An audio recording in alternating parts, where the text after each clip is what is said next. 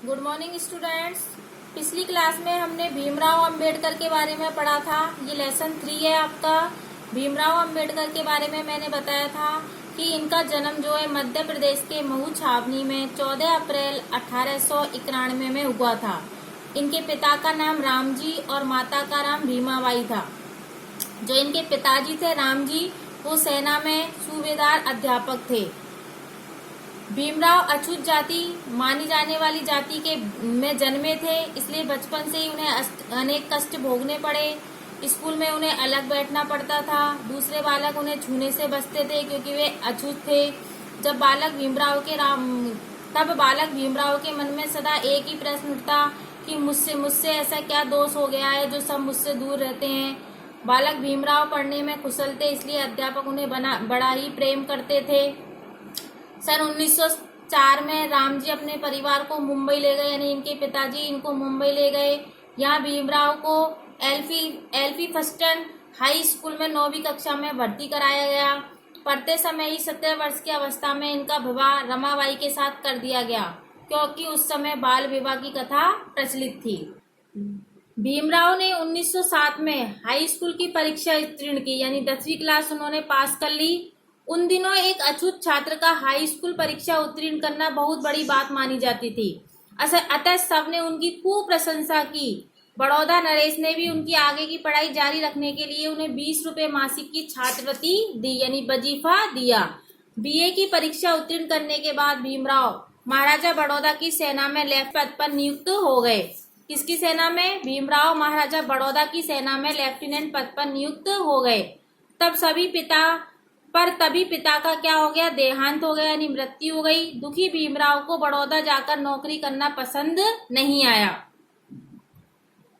कुछ दिनों बाद बड़ौदा नरेश ने मेधावी भीमराव को छात्रवृत्ति देकर, यानी वजीफा देकर उच्च शिक्षा के लिए अमेरिका भेज दिया। किसने? बड़ौदा नरेश ने उनको कहाँ भेज दिया? अमेरिका भेज दिया।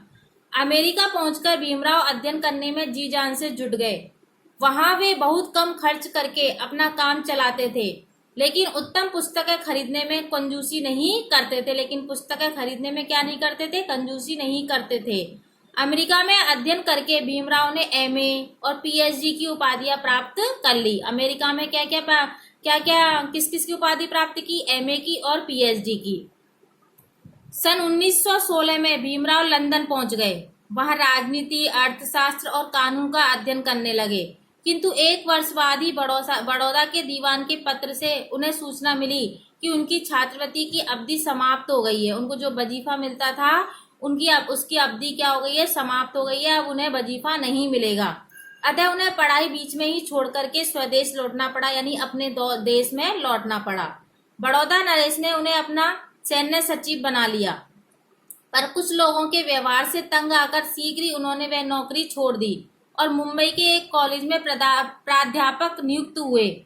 उनकी शिक्षण शैली इतनी प्रभावशाली थी कि शीघ्र ही छात्रों में वे अत्यंत लोकप्रिय बन गए। छात्रों के वो प्रिय बन गए। डॉक्टर भीमराव की ज्ञान पिपासा, यानी ज्ञान की प्यास बहुत प्रबल थी, यानी कि वह बहुत ज्ञान अर्जित करना चाहते थे। उसे शांत करने के लिए उन्होंने जुलाई 1920 में फिर वे लंदन चले गए। वहां पुस्तकालय में बैठकर लगातार 12 घंटे तक पढ़ते थे। अध्ययन करने में इतने तल्लीन हो जाते कि दोपहर का भोजन करना भी भूल जाते। वहां से बैरिस्टर और डीएससी की उपाधि प्राप्त कर 1923 में वे भारत लौटे। उन्होंने मुंबई में आकर के वकालत प्रारंभ की। अब वो वकालत करने लगे, साथ ही वे दीन दलितों की क्या करने लगे? सेवा करने लगे। उन्होंने इस कार्य के लिए, दीन दलितों की सेवा करने के लिए, एक बहिष्कृत हितकारिणी सभा की स्थापना की। दीन दलितों की सेवा करने के लिए इसकी स्थापना की, बहिष्कृत हितकारिणी सभा की स्थापना की। समाज सेवा में लगे रहने के कारण उन्हें घर की देखभाल का बहुत ही कम समय मिलता था। 1935 ईस्वी में उनकी पत्नी चलवसी, यानी उनकी मृत्यु हो गई। इससे पूर्व उनके 3 पुत्रों और 1 पुत्रियों की भी मृत्यु हो चुकी थी। उन पर जैसे दुखों का पहाड़ टूट पड़ा था, पर वे अपने कलेजे पर पत्थर रखकर समाज सेवा में लगे रहे। सन 1930 और 31 में डॉक्टर भीमराव ने लंदन में पहली और दूसरी गोलमेज परिषद में भाग लिया। कब लिया था? 1930 में तो पहली में और 31 में दूसरी गोलमेज परिषद में भाग लिया। वहां उन्होंने दलितों की समस्याओं के बारे में प्रभावशाली भाषण दिया। दलितों के उत्थान के लिए उनके अपने विचार थे। कुछ बातों में वे गांधी जी से विरोध भी प्रकट करते थे।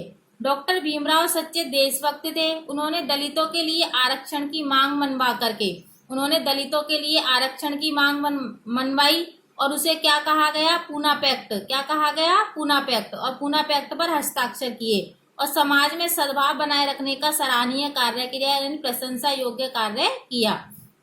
मुंबई विधानसभा में विपक्षी सदस्य के रूप में भी उनकी सेवा अविस्मरणीय रही है, याद करने योग्य रही है।